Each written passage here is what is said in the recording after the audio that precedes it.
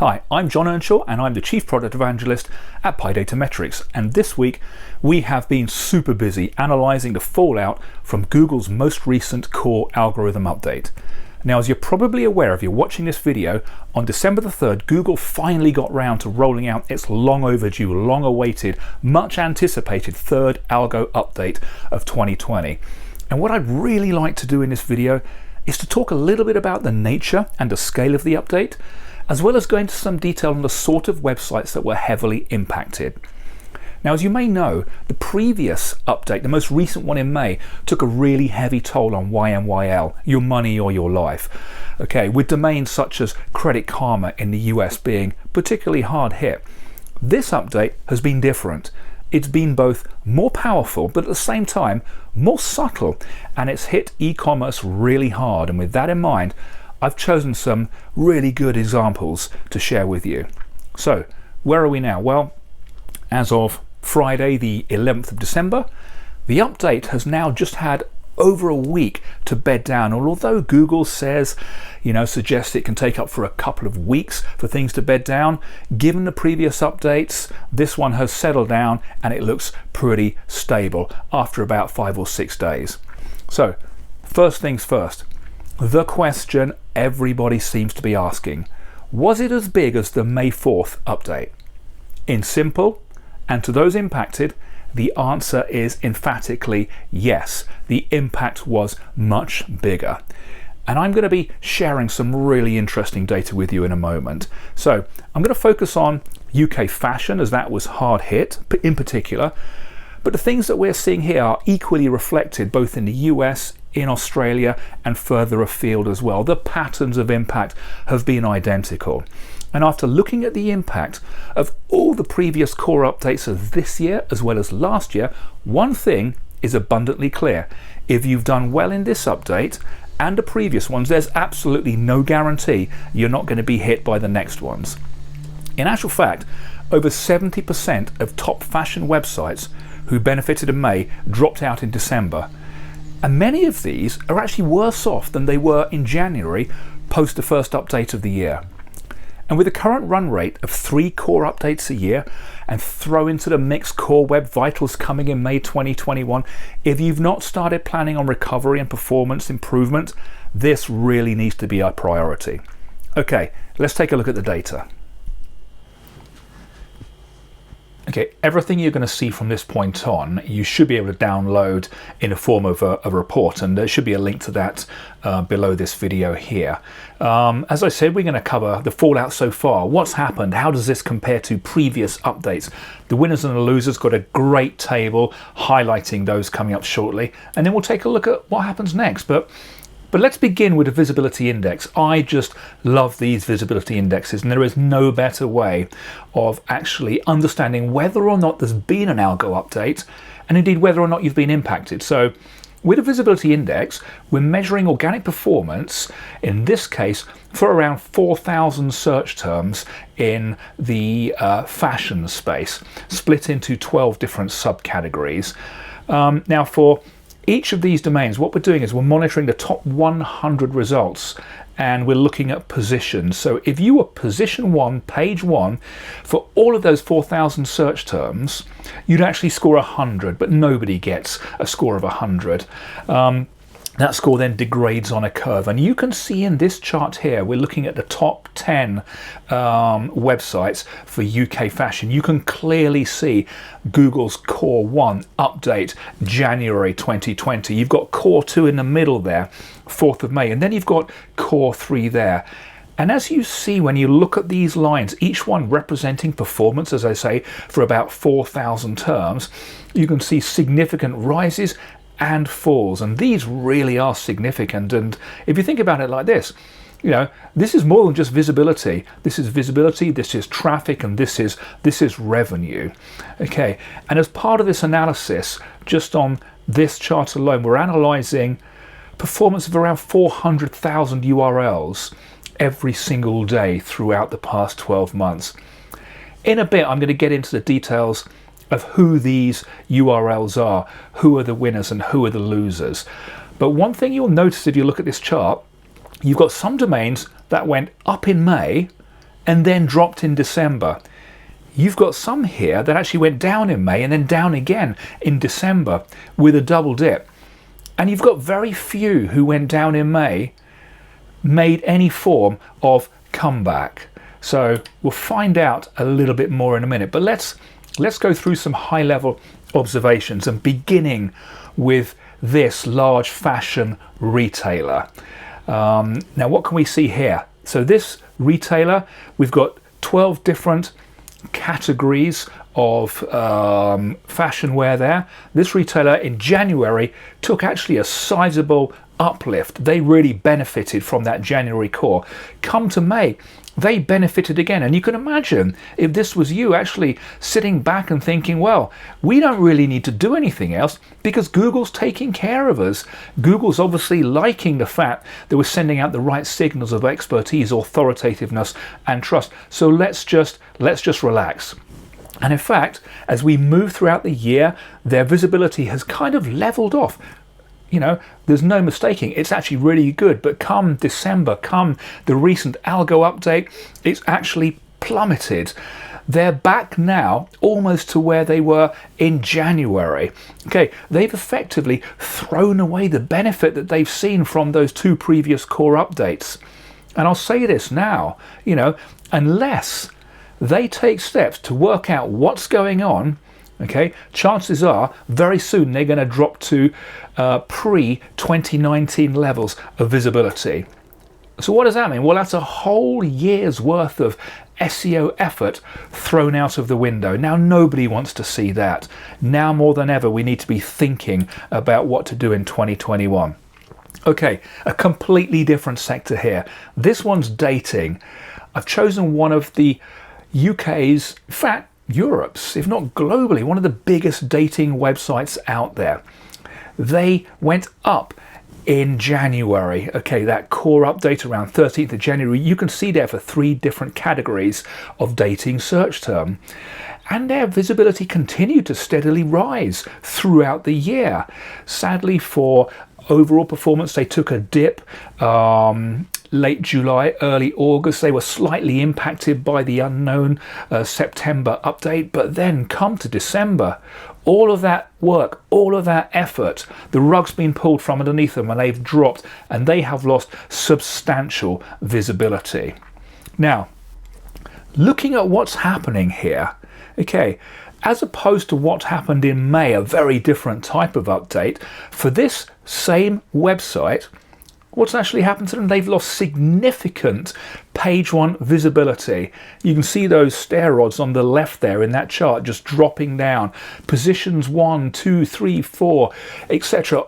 above the fold, all moving down either below the fold or to the bottom of page 2 or the top of page 3. And that's actually pretty savage. You know, you should never be complacent when you've received an uplift. Okay, now looking at the actual SERP itself, nobody stormed in and pushed this site down. This site has kind of dropped all by itself, which brings me on to looking at what Google says about situations like this and core updates. Google says there's nothing wrong with pages that may perform less well in a core update. Well, there's nothing wrong with them. Why does this sort of thing happen? Let's drop further down. I've bolded the key part of this quote here from Google. In fact, there's nothing in a core update that targets specific pages or sites. Let's go back and look at that again. That's this one site. Take a look at the competitors. The competitors, no visible impact whatsoever. So when Google says, you know, again, let's have a look at this quote.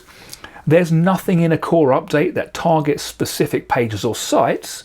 Specific pages and sites themselves can be hit, and it almost feels like a penalty, and these are site-wide. So Google's definitely right there. We're not talking about specific pages. Okay, the nature of the impact. And how does this compare to what we've seen before in May in particular, and also in January? Okay, well, May. The May update, that was particularly focused on your money or your life. So we're talking about those websites that can potentially impact your future health, wealth, or well-being. We're looking here at a website called Credit Karma. It's a US-based website, and I've spoken about it before. Look at the nature of those hits. Those were very, very serious drops in visibility for some high volume search terms then. This site took a substantial site-wide dip within 72 hours of that May 4th update actually happening. Compare that with the December update, and this is one of those big fashion retailers that was heavily impacted. As I said in the introduction, this impact is definitely big. It's actually bigger overall, but it's also much more subtle. We're not seeing those huge dips that we recorded in May, particularly with YMYL. So maybe Google core updates have actually completed their work with YMYL. They were hit throughout the previous 5 updates. Let's go back to late 2018 with Medic Update when all of this started, particularly towards the end of last year. Huge impact, and then that started to gradually level out as we moved past May and up to December.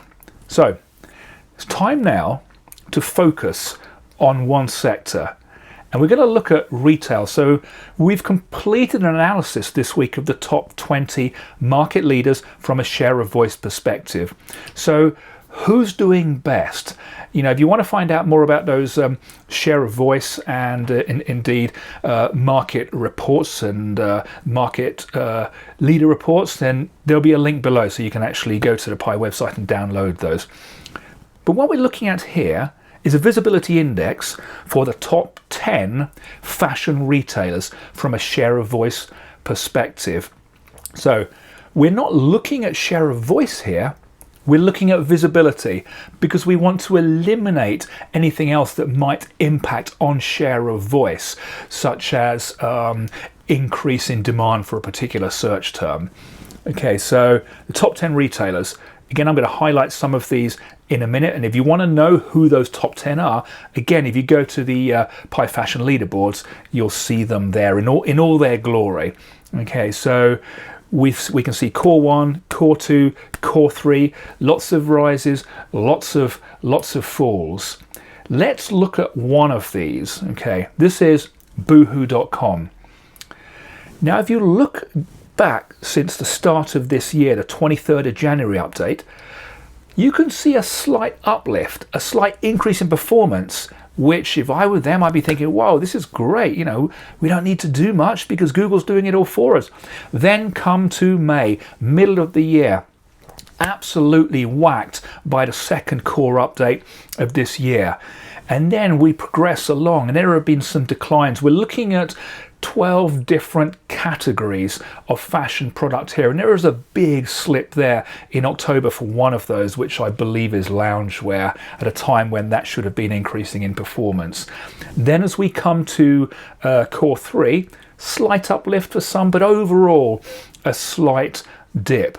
And we're often asked, how long does it take to recover from a core update? Well, in many cases, there is no recovery for months, at least until the next update. And if you don't do anything to rectify what's caused that dip, then there is definitely no recovery.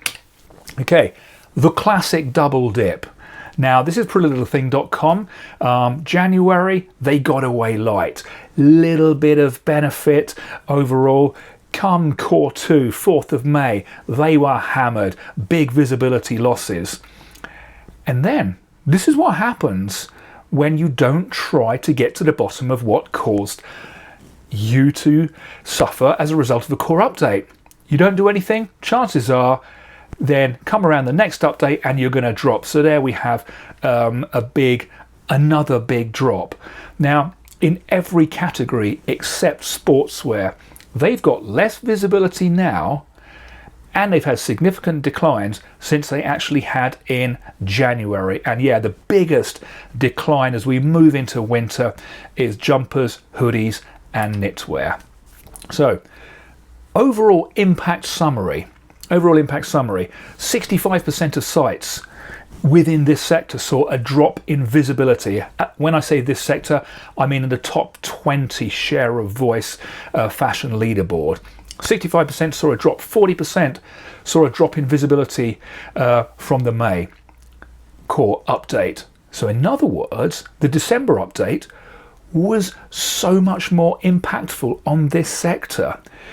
It was substantially bigger. Really interesting, and I mentioned this in the intro, 73% of those sites who benefited in May actually dropped in September. So definitely don't relax and think Google's doing everything for us and it really likes us, because what's true today may no longer be true tomorrow. Only 3 sites improved in both May and June. Okay, I'll highlight one of those in a minute. 5 sites dropped in both updates. Okay. In terms of winners, Next and Matalan. Okay, Next has actually overall done best in terms of performance. January, slight uplift, I should say. May, uplift. December, uplift. But in between those uplifts, a gradual improvement in visibility. That's how you do it.